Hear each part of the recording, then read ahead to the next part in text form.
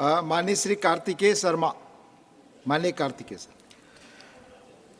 Thank you, Chairman, sir. I express my heartfelt gratitude for allowing me to speak on the inspiring speech delivered by the Honorable President. Under your leadership, this Assembly has always worked towards promoting the values of democracy and citizenship. I would like to extend my sincere thanks to the Honorable President Draupadi Murmu ji for her motivational speech. उन्नति की राह पर हम सभी चलेंगे, संघर्ष को हराकर विजय की ओर बढ़ेंगे. Her words have shed light on the welfare schemes underway in our country under the leadership of the Prime Minister Narendra Modi. India has made significant progress in various sectors over the past decade.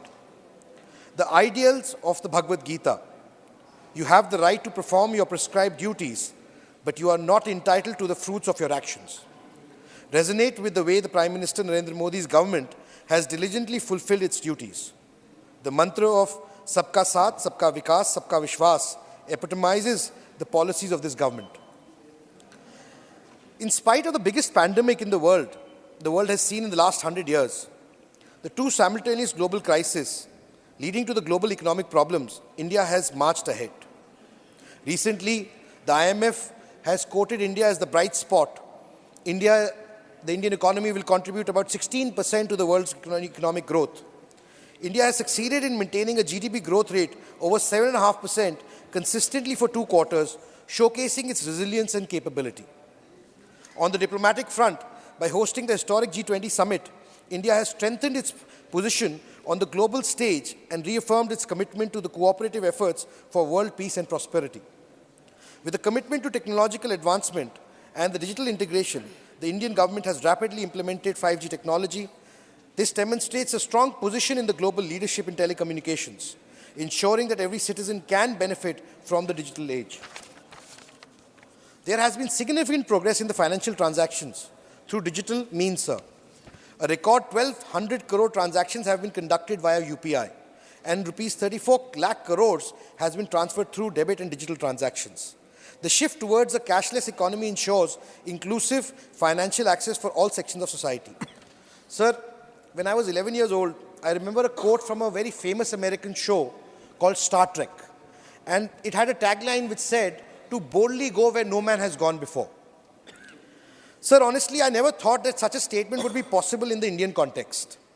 But today I can proudly say that India has dared to go where no one has gone before. India has become the first country to hoist its flag on the southern pole of the moon. Sir, such achievements are for the entire nation. And we must rise above our differences in politics, acknowledge and applaud such historic achievements. As many members, including me, sitting in this august house, might be forgotten in the passage of history, but such events are enshrined in history forever. As former President Dr. APJ Abdul Kalam said, science and technology are the means to realize our dreams, and the current government is living up to this ideology through its actions. But sadly, sir, as Honorable Prime Minister has so aptly mentioned, few in the opposition are able to recognize the country's achievements. They are fixated on this cancel culture and have failed to recognize all these achievements. Sir, Mirza Ghalib का एक शेर है, cancel culture वालों के लिए समर्पित है. हर एक बात पे कहते हो तुम कि तू क्या है. हर एक बात पे कहते हो तुम कि तू क्या है. तुम ही कहो ये अंदाज़े गुफ्तगू क्या है. I would like to mention certain facts. Thanks to the Prime Minister Modi's vision, leadership projects like Atal Setu have expanded foundation infrastructure in India significantly. National highways, which were 91,287 kilometers in 14, have increased to 1,46,000 by 23, a growth of 59%. Similarly, in the railways have also increased from 21,413 kilometers to 1,04,647 kilometers. So as a lifeline of our nation, the Indian Railways has undergone a significant transformation, with over 25,000 kilometers of railway tracks being laid. Even the aviation sector has achieved historic milestones. So whether it's the IITs, IIMs, AIMS, from 16 IITs, 13 IIMs, 9 IITs, and 7 AIMs in 14 to 23 IITs, 21 IIMs, 25 triple ITs, and 23 AIMs have been made in the last 10 years, reflecting the commitment to excellence in higher education and healthcare services. Sir, the list is endless. Whether I talk about Ayushman Bharat, which is the world's largest healthcare program, or the world's largest food security program, which is feeding more than 80 crore people. The government has ensured that that distinction that exists between completely done away with all the schemes reaching to people equitably regardless of social status or religious identity. The scheme has ensured the people are integrated into the financial, social, economic fabric of this country, which is crucial for building the idea of one nation. Sir, whether I talk about the Swachhta Bharat mission, which has completed 110 million toilets, or various other provisions that the government has achieved. Sir, the list is endless. But some people can't see it. Sir Waseem Barelvi ji का की कुछ lines हैं जो बिल्कुल उपयुक्त हैं, जो इस पूरी चीज़ को समाप्त करने के लिए अच्छी रहेंगी. अपने चेहरे से जो जाहिर है छुपाएं कैसे, अपने चेहरे से जो जाहिर है छुपाएं कैसे, तेरी मर्जी के मुताबिक नज़र आए कैसे, कोई अपनी ही नज़र से तो हमें देखेगा, एक कतरे को समंदर नज़र आए कैसे. Sir, Prime Minister Modi has instilled a sense of nationalism and patriotism among the youth. Campaigns like Make in India, Self-Reliant India, and Startup India have inspired the youth to contribute towards the country's development. Sir, not only this, but the Prime Minister has also made efforts, and under his government, to promote Indian culture and heritage, bringing yoga at the center stage of the world.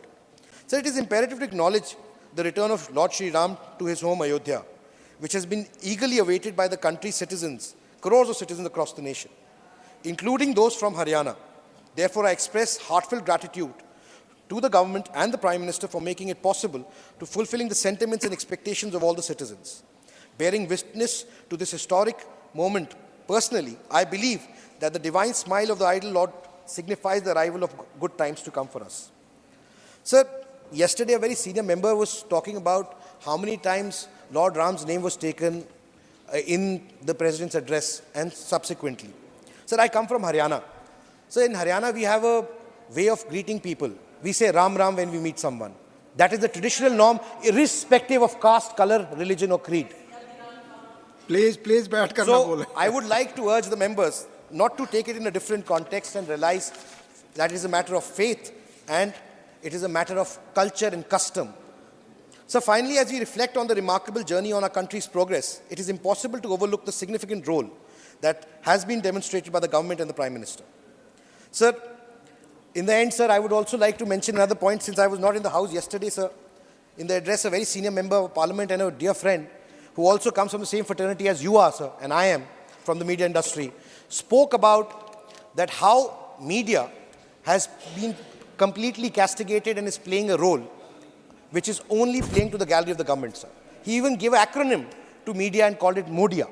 Sir, I would like to request you that such statements should not be encouraged in the House because media is the fourth pillar of our democracy. And whenever the democracy has been challenged historically, it is media which has come to the forefront to save the democracy and the values and principles of democracy. Whether it was during the emergency period, whether it has been any other point where the country and the people of the country have needed it, media has always risen to the occasion. To paint and castigate media in a particular light and showcase it in a particular manner is very unfounded, sir. The gentleman in question, he himself represents the media and the television network. So I would strongly urge the chair to look at that instance and disregard that remark from this. Thank you very much, sir.